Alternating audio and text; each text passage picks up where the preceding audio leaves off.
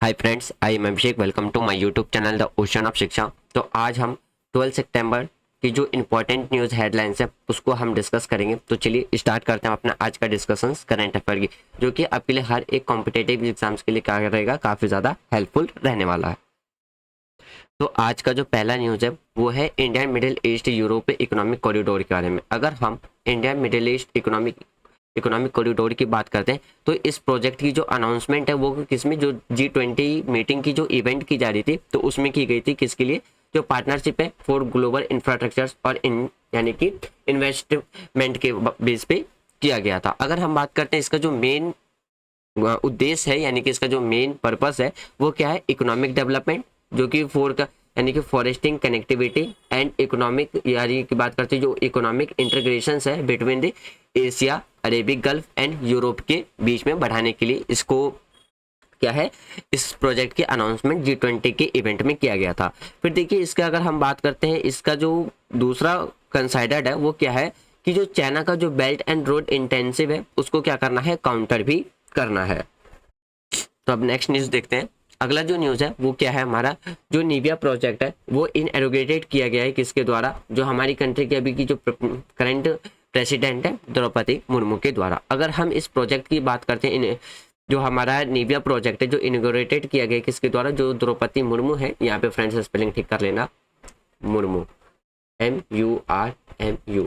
तो प्रेसिडेंट जो मुर्मू है उनके द्वारा इनोग्रेटेड किया गया। तो रामनाथ कोविंद के द्वारा क्या है, जो नर्मदा प्रोजेक्ट है, यानी कि अगर हम बात करते हैं तो देखिए अगर हम बात करते हैं राष्ट्रपति द्रौपदी मुर्मू के द्वारा क्या है, जो निवा प्रोजेक्ट है, परियोजना है, उसका क्या है, उद्घाटन उनके द्वारा किया गया। फिर अगर हम बात करते हैं जो रामनाथ कोविंद थे उनके द्वारा 11 सितंबर 2023 को क्या है, इस परियोजना का, जैसे कि जो नर्मदा नदी था, नर्मदा नदी पर 1.8 किलोमीटर, सॉरी ये जो 1.4 किलोमीटर था, अगर हम 1.4 किलोमीटर की बात करते हैं तो एक लंबे केबल रुके पुल का उद्घाटन उनके द्वारा किया गया था। तो जिसकी वजह से क्या था, इस परियोजना के से क्या था, जो हमारा भरचूर है, ये भरचूर जगह नाम है एक भरचूर। और फिर बात करते हैं कि जो यानी कि जो अंकलेश्वर है उसके बीच में कितना 8 किलोमीटर की जो दूरी थी वो क्या हो गई, उसमें रिड्यूस हो गई, यानी कि कम हो गई। तो जितने भी जो टूरिस्ट थे उसमें क्या है, एक कनेक्टिविटी का एक बूस्टअप इसमें मिला था। यानी कि अगर हम बात करते हैं तो इससे क्षेत्र में जितने भी जो हम पर्यटन की बात करते हैं या व्यापार की बात करते हैं और जो कनेक्टिविटी है इसमें काफ़ी ज़्यादा बढ़ोतरी इसमें मिली थी।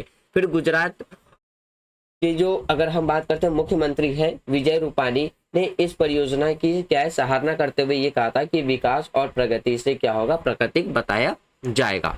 तो ये था हमारा निविया प्रोजेक्ट टू बी इनएरोगेटेड, जो कि प्रेसिडेंट मुर्मू के द्वारा किया गया था। नेक्स्ट देखते हैं अगला जो, सॉरी फ्रेंड्स यहाँ पे ये न्यूज़ रिपीटेड हो गया। नेक्स्ट देखते हैं, उसके बाद है जो आयुष्मान बाबा कैंपेन है टू बी इंट्रोड्यूस किया गया था किसके, सेवा पखंडवा, यानी कि जो हमारा पखवाड़ा है उनके द्वारा।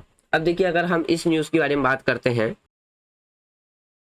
फिर अगर हम इस न्यूज़ की बात करते हैं, president will introduce the Ayushman Bhava campaign on less than the strong greater than the September 13 2023। इसका मतलब क्या है कि राष्ट्रपति ने 13 सितंबर था 2023 को आयुष्मान भाव अभियान की क्या है, शुरुआत की।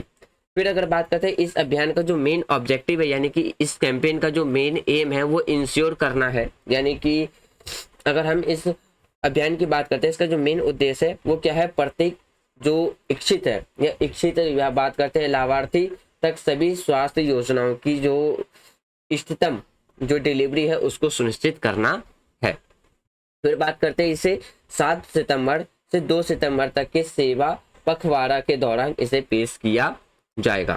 फिर बात करते हैं अभियान के 3 प्रमुख घटक, यानी कि जो हमारी कैंपेन है मेजर 3 कंपोनेंट्स में क्या होगा, डिवाइडेड होगा। यानी कि अगर हम बात करते हैं 3 कंपोनेंट्स में क्या होगा इसके घटक, जैसे कि हमें आयुष्मान आपके द्वारा क्या है 3.0 आयुष्मान मेल और आयुष्मान सभा के फॉर्म में हमें देखने को मिलेगा। यानी कि आप ये समझिए कि जो हमारा आयुष्मान बाबा कैंपेन है उस वो आपको 3 मेजर कंपोनेंट्स में देखने को मिलेगा। पहला होगा आपका आयुष्मान, अब यानी कि आयुष्मान आपके द्वार 3.0, फिर आयुष्मान मिला और दूसरा होगा आयुष्मान सभा। नेक्स्ट न्यूज देखते हैं। अगला जो न्यूज है, डॉट के द्वारा लॉन्च किया गया एक स्कीम जो कि रिकॉग्नाइज होगा इंटरनेट सर्विस प्रोवाइडर।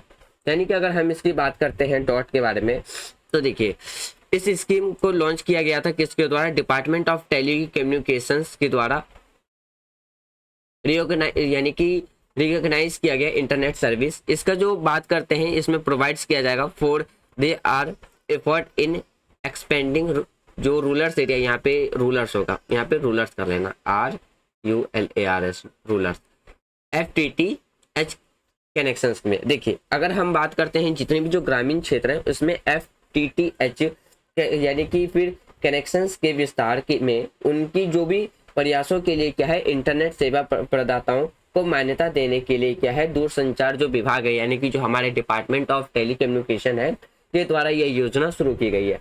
इस योजना के बारे में बात करते हैं तो एक वर्ष में जो भी हमारा रूरल एरिया है FTTH कनेक्शनों की कुल जो वृद्धि है के आधार पर क्या है 9 ISPs जो कि 3 कैटेगरीज में डिवाइड होगा, A, B और C के बेस पे। इस पे क्या होगा, जो इंटरनेट यानी कि जो नेट एडिशंस है फॉर रूरल एरिया के बीच में हमें कनेक्शंस देखने को मिलेगा।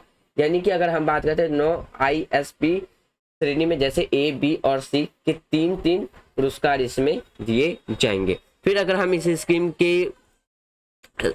के अगर हम बात करें जो मेन उद्देश्य है वो क्या है, प्रोवाइड कराना है जो भी जो भी डिजिटल इंक्लूजन है और जो यानी कि साइको इकोनॉमिक डेवलपमेंट है रूरल एरियाज के अंदर। यानी कि इस योजना को जो मेन उद्देश्य है वो क्या है, ग्रामीण भारत में डिजिटल जो हमारा डिजिटल समावेशन है और सामाजिक आर्थिक विकास को बढ़ावा देना इसका मेन उद्देश्य है। नेक्स्ट न्यूज देखते हैं। अगला जो न्यूज है, तुर्की के जो प्रेसिडेंट थे उनके द्वारा सपोर्ट किया गया है इंडियाज परमानेंट, सॉरी यहाँ पे परमानेंट होगा not a parliament, it's permanent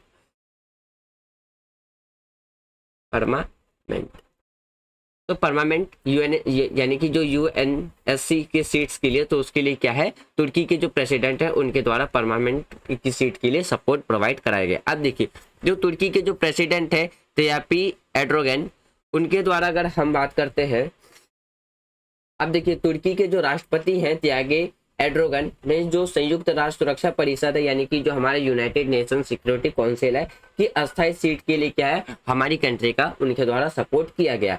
उन्होंने एक बहुत ही अगर हम बात करते हैं जो यानी कि जो तुर्की के जो प्रेसिडेंट हैं उनके द्वारा ये अगर बात करते हैं घूर्णी प्रणाली का प्रस्ताव रखा था, जिन्होंने घूर्णी प्रणाली का मतलब था रोटेशनल सिस्टम, यानी कि रोटेशनल सिस्टम का मतलब था कि उनके द्वारा ये कहा गया था कि जो नॉन परमानेंट मेंबर्स हैं उनको भी क्या होना चाहिए, वीटो पावर्स के लिए क्या होना चाहिए, रोटेशंस होना चाहिए, यानी कि रोटेशनल बेस पे क्या है वीटो पावर्स देनी चाहिए। तो ये उन्होंने प्रस्ताव रखा गया था कि जो वीटो पावर है वो क्या होना चाहिए, रोटेशनल सिस्टम पे होना चाहिए।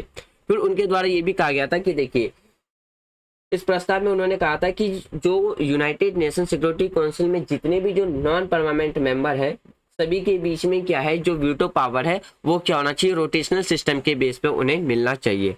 फिर अगर बात करते हैं वो भारत को अगर फिर बात करते हैं उनके द्वारा ये भी कहा गया था कि वह भारत की जो दक्षिण एशिया में तुर्की के वो क्या है सबसे बड़े व्यापार भागीदारी भी उन्हें मानते हैं। फिर बात करते हैं जो तुर्की के प्रेसिडेंट है उनके द्वारा ऑल्सो जो डिस्कस किया गया था जो भी इन्वायरमेंटल चैलेंज है, फूड सिक्योरिटी और जो रीजनल इशूज हैं इस सब यानी कि जो G20 मीटिंग हुई थी, समिट हुई थी, इसके मुद्दे पे भी वो क्या थे, इन टॉपिक्स पे वो सहमत थे। नेक्स्ट न्यूज देखते हैं। अगला जो न्यूज है, G20 लीडर से समिट अडॉप्ट कर लिए गए थे क्यों, जो न्यू दिल्ली के डिक्लेरेशंस थे। अब देखिए अगर हम बात करते हैं न्यू दिल्ली की जो डिक्लेरेशंस थी तो इसमें क्या था, अब देखिए जो G20 मीटिंग्स में जितने भी जो लीडर्स आए थे उनके द्वारा जो न्यू दिल्ली का डिक्लेरेशन था यानी कि जो नई दिल्ली की जो उद्घोषणा थी उसको सब लोगों के द्वारा क्या उसे एक्सेप्ट अडॉप्ट कर लिया गया था। अब देखिए न्यू दिल्ली जो डिक्लेरेशन थे इसमें 100% जो अगर हम कंसेंसस की बात करते हैं all developmental and geopolitical issue, यानी कि देखिए नई दिल्ली में जो घोषणा हुई थी घोषणा को सभी जो विकासात्मक है या हम बात करते हैं भू राजनीतिक मुद्दों पर 100% यानी कि 100 के 100% के साथ क्या है समर्थन के साथ इसे अडॉप्ट कर लिया गया था।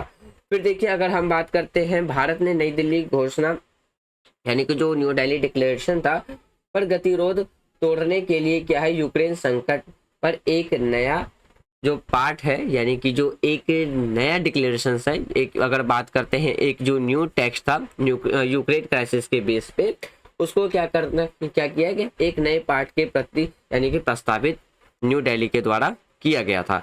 अब देखिए अगर हम इस डिक्लेरेशन की बात करते हैं तो मोटे तौर पर क्या है, 5 जो रीजन थे यानी कि 5 कीज एरियाज पे डिपेंड थे। पहला था स्ट्रॉन्ग, यानी कि अगर हम बात करते हैं मजबूत, टिकाऊ, बैलेंस यानी कि बात करते हैं जिसे हम समावेशी विकास संतुलित और समावेशी विकास, और सतत विकास लक्ष्य यानी कि जो हमारा क्या है यानी कि सस्टेनेबल डेवलपमेंट गोल्स है। तो इसके बेस पे क्या था, जो न्यू दिल्ली का एक डिक्लेरेशन था वो 5 एरियाज के इस पे डिपेंडेंट था। एक था आपका स्ट्रॉन्ग यानी कि मजबूत, टिकाऊ, संतुलित, और फिर बात करते हैं समावेशी विकास और सतत विकास लक्ष्यों के बेस पे आधारित था। तो फ्रेंड्स ये था हमारा आज के मेन हेडलाइंस न्यूज़। मैं उम्मीद करता हूँ कि ये जो हमारा मेन हेडलाइंस न्यूज़ की जो वीडियो सीरीज है वो आपको पसंद आ रही होगी। यदि कोई भी अगर न्यूज़ के रिगार्डिंग में कोई टॉपिक समझ में नहीं आया हो तो आप वो टॉपिक कमेंट बॉक्स में लिख देना। जब हम नेक्स्ट डे की वीडियो डिस्कस करेंगे या शाम की जो हमारी एनसीईआरटी की बुक जो है हम एनसीईआरटी डिस्कस करते हैं तो उसमें पहले हम अपने डाउट को क्लियर करेंगे, तब हम अपने आगे के डिस्कशंस को या आगे के नेक्स्ट डे की न्यूज़ को हम कंटिन्यू करेंगे। तो मैं उम्मीद करता हूँ आपको वीडियो पसंद आ रही होगी। यदि आपको वीडियो पसंद आ रही है तो आप चैनल को लाइक कर सकते हो, शेयर कर सकते हो एंड चैनल को सब्सक्राइब कर सकते हो। Thanks for watching friends, take care, जय हिंद।